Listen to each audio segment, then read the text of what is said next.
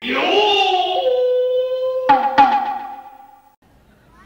right, guys, here we are at Anime Expo 2012, and we're at the GameSamba booth with Brendon here. And so tell us why you guys are here, because the guys at Funimation said, you guys have to come check this booth out. So we came over and we want to find out a little bit about why you guys are here. All right, well, we're here promoting our new MMO, Remnant Knights. It's an anime-style MMORPG. We're actually working very closely with Funimation to promote the game.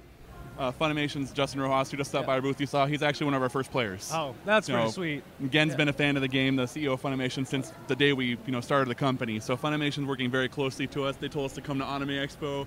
So far we've been focusing mainly on gamers and game expos like PAX and stuff like that.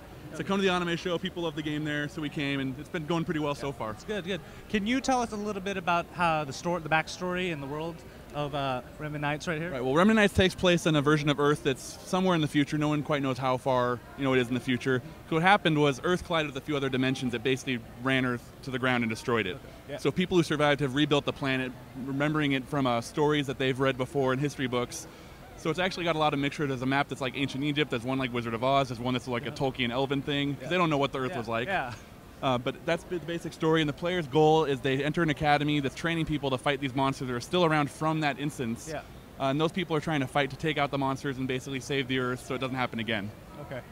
So you're running on the free-to-play platform right there. So people always ask when I go interview people on free-to-play, they're like, does the purchased items change the game dramatically where those players have a more higher advantage than the free-to-play players? No. And every single thing we sell in the cash shop is 100% aesthetic. Okay. So it's only costumes and mounts that look cool. Every player gets a free mount starting at level 10. If they want something different than the hoverboard, they can buy it or they can earn it through quests later on. But otherwise, it's all costume-based. The one item that does give you stats is glasses. They increase accuracy by 1%, but that's completely disabled for other players. Okay. So in PvP mode, it has no effect at all. Okay, that's good, because everybody always asks me, and I'm like... Yeah, it's not pay to win at all.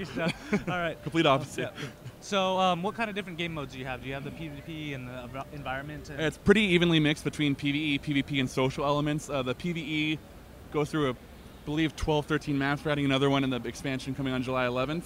There's 15 dungeons in the game right now. On July 11th, we're adding 15 more, 11 of which are max level dungeons for the new high level cap.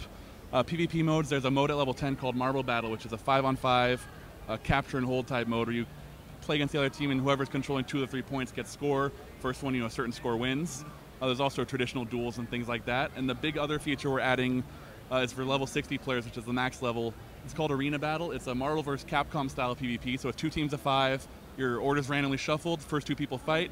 If you win, you stay on. If you lose, you go off. Next guy comes in. Whatever team's got the last surviving guy wins. That's and what's nice is we've made it so if people spend half an hour doing PvP, they'll get about the same experience they would have doing grinding and quests. So you could level up the same rate either way. That's really nice, because I know sometimes I've gone into games and like, well, I want to go do this, and then it does nothing to help you level and stuff. And when you go play your friends, they're all doing the other thing, and they're like, crap. You could pick one or the other. You could go back and forth. It's whatever you want, really. That's actually a really nice feature. So one thing that actually surprises me, and I don't think a lot of people at home realize, is but how big is your guys' team actually that's working on this project right now?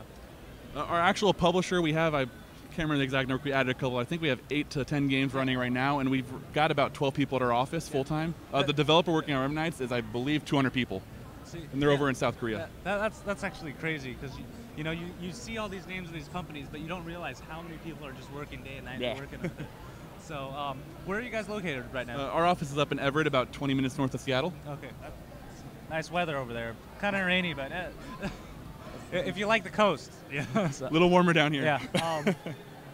So is it PC only right now, or? PC only right now. We're looking at doing Mac later on. It's probably going to come in the next 6 months or so, but it's still up in the air in terms of development. Yeah. Okay. So if people want to jump into this game, can they do it right now, or are you guys still in beta right now? Well, right now it's an open beta, so if they go to remnantknights.com, they can sign up, and all the characters will carry over to the July 11th full release. Commercial launch is July 11th, which is when the game's officially going to be complete. Okay. Man, now I'm tempted to go play now, because I've seen some of the gameplay around. Like, oh man, this is going to be another time sink for me. Well, the good thing though is on July 11th we're cutting the leveling time to get to max level to 60 to 80 hours. Oh, so right now it's about 300, so we're trying to make it so people can get to max level in a couple days and just PvP or dungeon crawl. All right.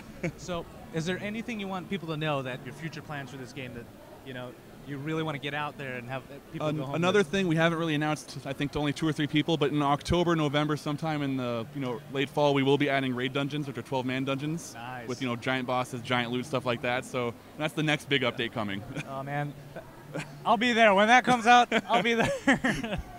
I just dungeon crawling is, I don't know what's with it, but I love doing it. The new dungeon we added in the new release, some of them have an hour and a half worth of gameplay in just the dungeon. And they're filled with randomized traps and everything.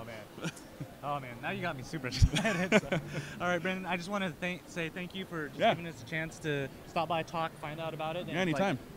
The Funimation guys were really right. They told me that I had to come over here, and now I'm all super excited, and I'm like, oh man.